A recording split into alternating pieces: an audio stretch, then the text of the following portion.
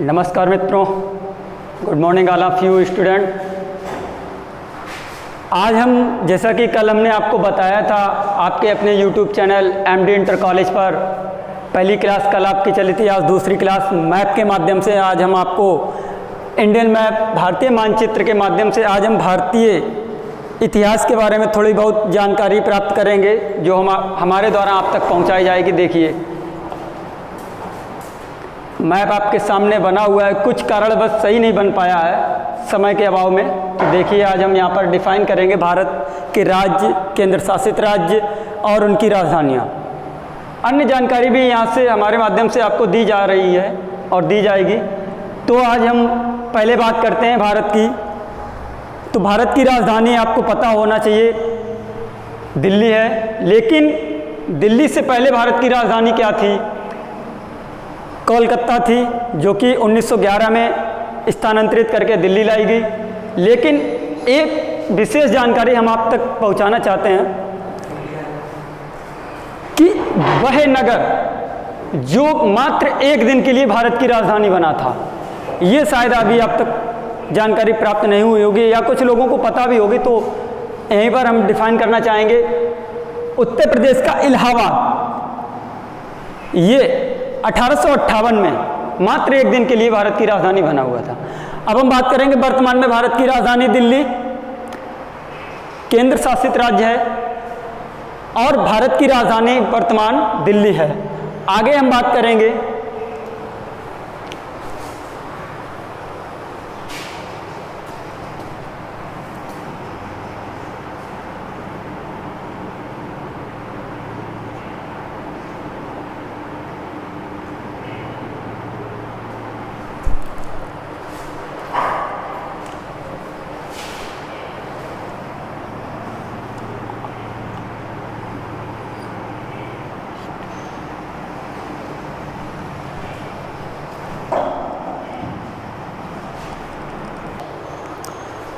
इस सर्कल के माध्यम से हम आपको बता रहे हैं, इस ग्राफ के माध्यम से हम आपको जानकारी दे रहे हैं कि मानचित्र के बारे में आपको विशेष जानकारी होनी चाहिए कि मानचित्र में उत्तर की दिशा सदैव ऊपर की तरफ होती है और नीचे की तरफ दक्षिण, साउथ जिसको बोलते हैं। ये वाला जो भाग है वो वेस्ट, पश्चिम, और ये वाला जो भाग है वो ईस्ट का पूर्वी भाग।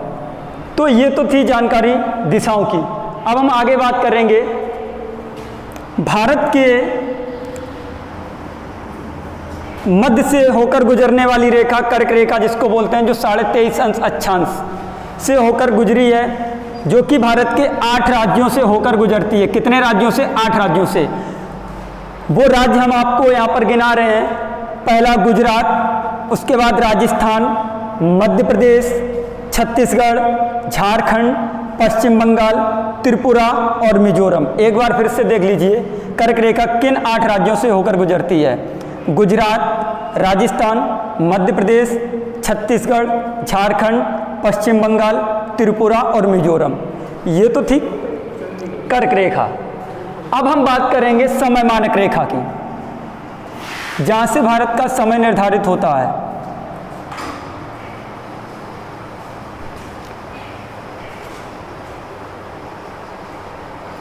पहला राज्य आपका उत्तर प्रदेश, दूसरा मध्य प्रदेश, तीसरा छत्तीसगढ़,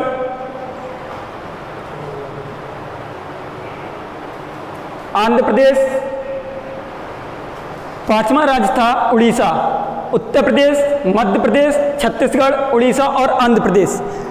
और ये समय मानक रेखा, अंतर्राष्ट्रीय समय मानक रेखा कहाँ से होकर किस देशांतर से होकर गुजरता है? 0 अंश देशांतर से होकर गुजरता है अंतर्राष्ट्रीय समय मानक रेखा। लेकिन अगर हम बात करें भारत की, तो भारत का जो समय मानक अक्षांश है वो 82.5 अंश या फिर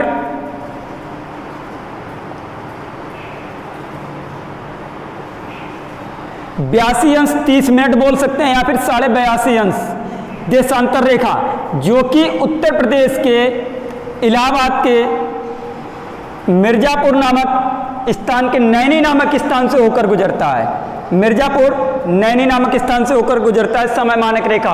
ये आपका आएगा 82.5 अंश, या फिर 82 अंश 30 मिनट लिख सकते हैं, या फिर 82.5 अंश लिख सकते हैं। उसके बाद अब हम आपको बताएंगे राजस्थान, लद्दाख और जम्मू कश्मीर के बारे में, जो कि 5 अगस्त 2019 को धारा 370 समाप्त की गई। और उसके बाद इन दोनों राज्यों को केंद्र, जो राज्य का दर्जा था वो समाप्त करके केंद्र शासित राज्यों का उल्लेख किया गया। लेकिन यहाँ पर तो ये केवल बात हुई थी, लेकिन लागू कब हुआ? केंद्र शासित राज्यों का इनको जो दर्जा मिला था वो कब मिला था? अक्टूबर 2019 को, 31 अक्टूबर 2019 को इनको केंद्र शासित राज्य का दर्जा प्राप्त हो गया था। पहले ये जो भाग था पूरा एक भाग था, लेकिन अब इसको 31 अक्टूबर 2019 से राजनीतिक मैप में अलग अलग कर दिया गया है। इसकी राजधानी जो है आपको लेह मिलेगी, लद्दाख की राजधानी लेह। जम्मू कश्मीर की राजधानी श्रीनगर। अगर इसके जिलों की बात करें तो इसमें केवल कारगिल और लेह 2 ही जिले आते हैं।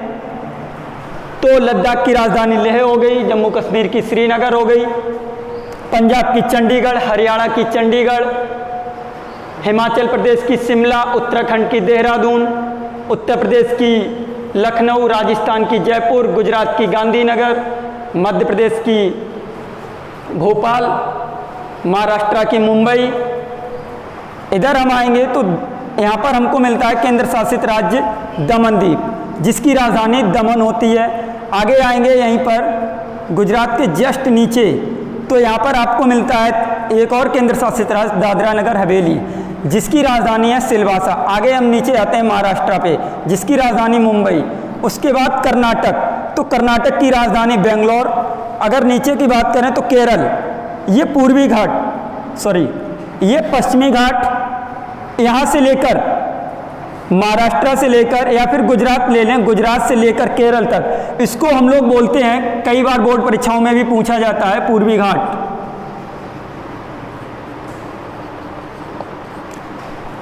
इस भाग को हम लोग बोलते हैं पूर्वी घाट। और इधर जो है, सॉरी ये एक मिनट थोड़ा सा मिस्टेक हुआ है, पश्चिमी घाट, इसको बोलते हैं पश्चिमी घाट। और ये जो होता है ये आपका होता है पूर्वी घाट, ये हमारा होता है पश्चिम बंगाल से लेकर तमिलनाडु तक, इसको बोलते हैं हम लोग पूर्वी घाट, पूर्वी घाट।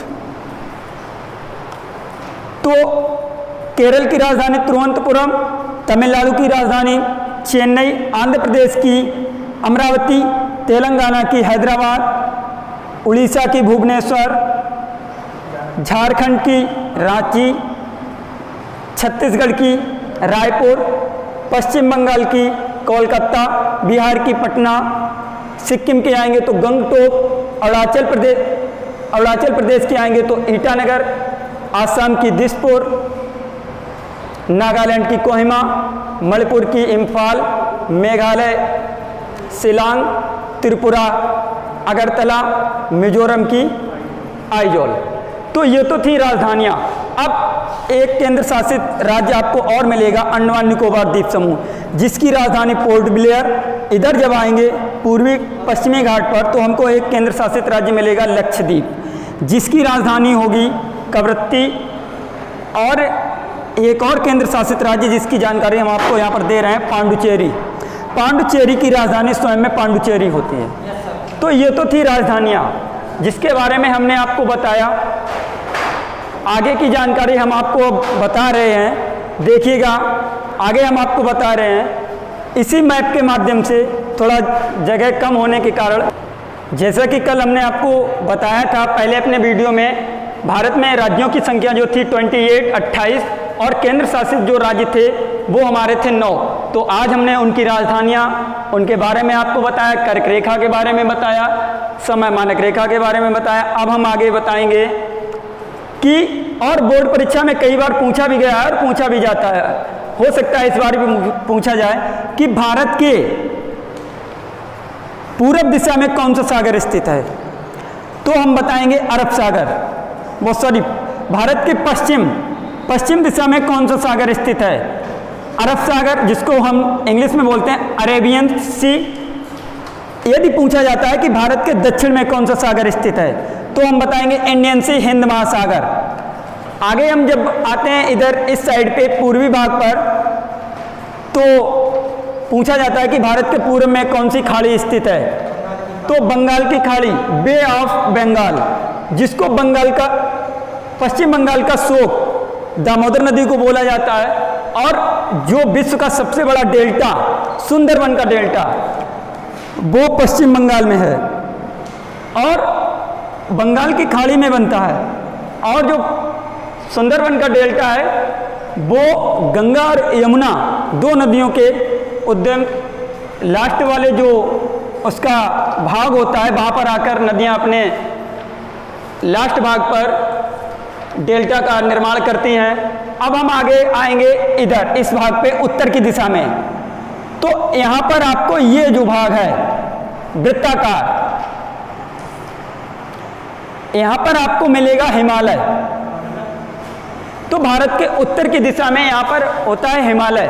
बोर्ड परीक्षा में कई बार पूछा भी गया है कि भारत के उत्तर दिशा में कौन सा पर्वत स्थित है, तो हम यहाँ पर बताएंगे हिमालय पर्वत। आगे अब हम बात करेंगे कि भारत के पड़ोसी देश कौन कौन से हैं।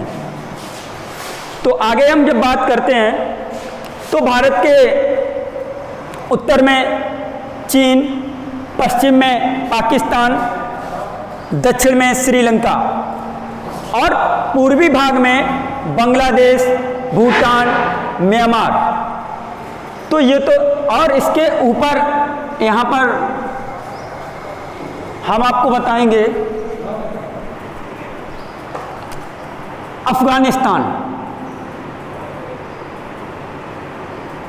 पाकिस्तान, अफगानिस्तान, ये तो थे भारत के पश्चिमोत्तर देश,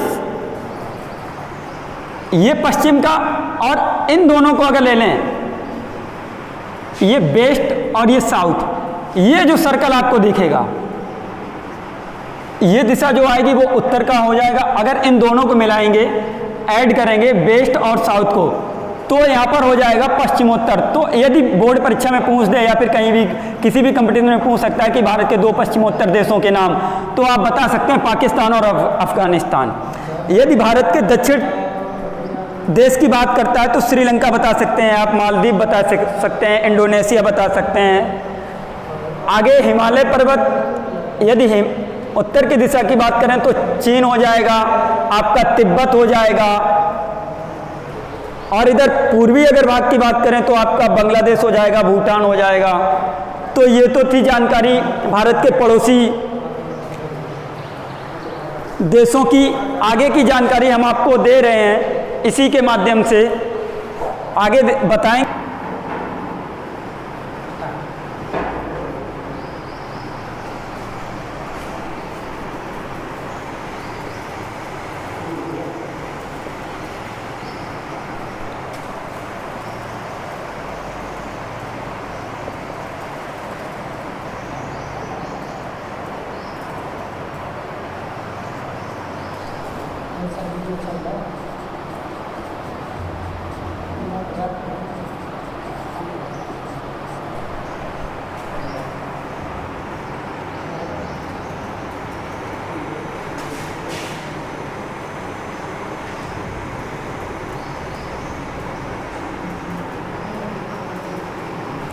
कई कंपटीशन में पूछ दिया जाता है या बोर्ड परीक्षा में भी कई बार आता है, और ज़्यादातर हमने देखा है चाहे वो सुपर टेट हो, सी टेट हो, यूपी टेट, एमपी टेट या फिर कोई लेखपाल का हुआ एग्ज़ाम या एसएससी, सीजीएल का, कहीं पर भी, तो उनमें हमने कई बार देखा है कि भारत के पश्चिमी बिंदु का नाम पूछ देते हैं। तो वहाँ पर आपको हम बता दें गौर माता, जो कि आपका गुजरात में है। अब भारत के पूर्वी भाग की अगर बात करता है कि पूर्वी बिंदु का नाम बताइए, तो किबथू, जो कि आपका अरुणाचल प्रदेश में है। कभी कभी राज्य पूछ देता है कि भारत के अरुणाचल प्रदेश में कौन सा बिंदु है, तो आप बता सकते हैं पूर्वी बिंदु पर किबथू स्थित है, जो कि अरुणाचल प्रदेश में है। भारत का दक्षिणतम बिंदु पूछ देता है तो इंदिरा पॉइंट है। अगर भारत के उत्तरी बिंदु की बात करता है तो इंदिरा कॉल। तो ये कहीं ना कहीं पूछ देता है किसी भी कंपटीशन में, या फिर मैप के माध्यम से, जो आपका 5 नंबर या 10 नंबर का बोर्ड में 10 नंबर का मैप आता है, तो उसमें पूछ दिया जाता है। एक दो क्वेश्चन यहाँ पे हम आपको बता दें जो 10 क्वेश्चंस आते हैं इंडियन मैप में, ज्योग्राफी के 5 क्वेश्चन आते हैं, तो उसमें से समथिंग यहाँ से 2 या 3 100% आना है, जितना भी आज हमने आपको बताया है इनमें से 100% आएगा। आपको तैयार कर लेना है। फिर पे अगर समझ में नहीं आ रहा है तो आप पूछ सकते हैं, कमेंट कर सकते हैं, और यदि हमारा वीडियो आपको अच्छा लगा हो तो लाइक करें, शेयर करें, सब्सक्राइब करें, और जो भी आपको कमी लगे आप कमेंट करके हमको बता सकते हैं। हम उसके माध्यम से आपको प्रोवाइड कराएंगे, जो भी समस्या होगी आपका सलूशन हम आपको देंगे। तब तक के लिए बहुत बहुत धन्यवाद।